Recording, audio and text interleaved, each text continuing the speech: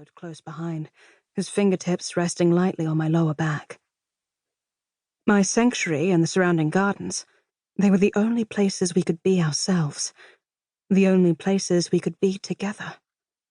Not that anyone would recognize Sal, god of fate, at sight. Even standing right under his own statue in the Lakehaven temple, people didn't recognize him.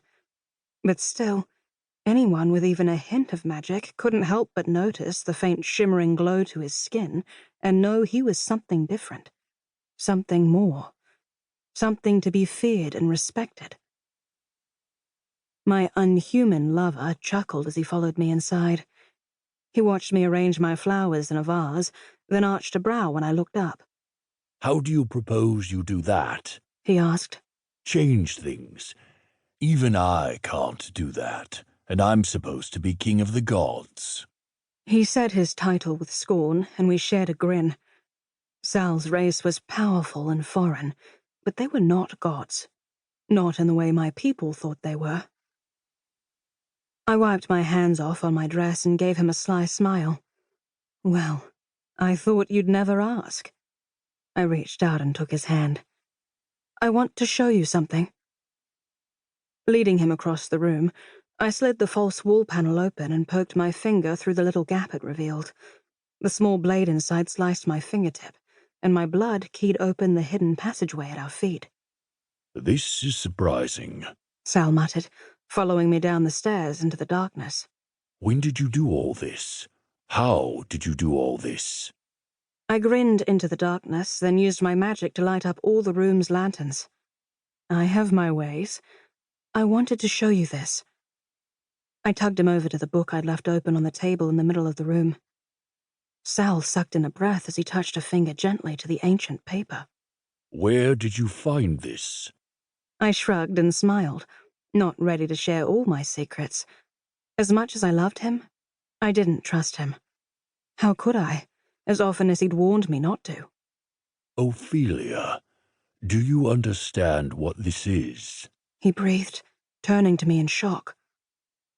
I nodded. I have a fair idea, but this is what could change things. I waved a hand around my hidden room.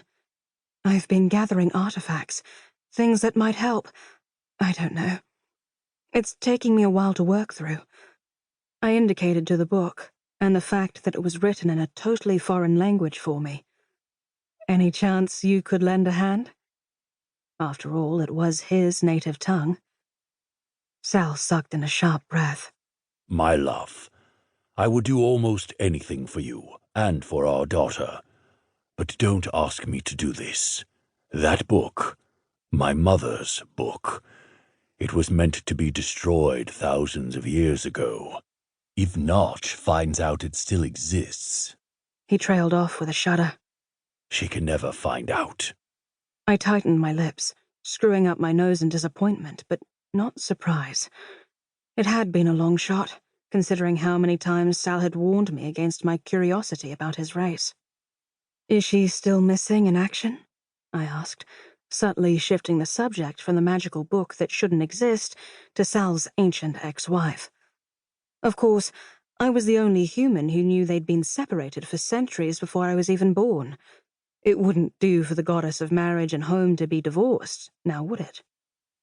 Sal sighed heavily, running a hand through his caramel-brown hair.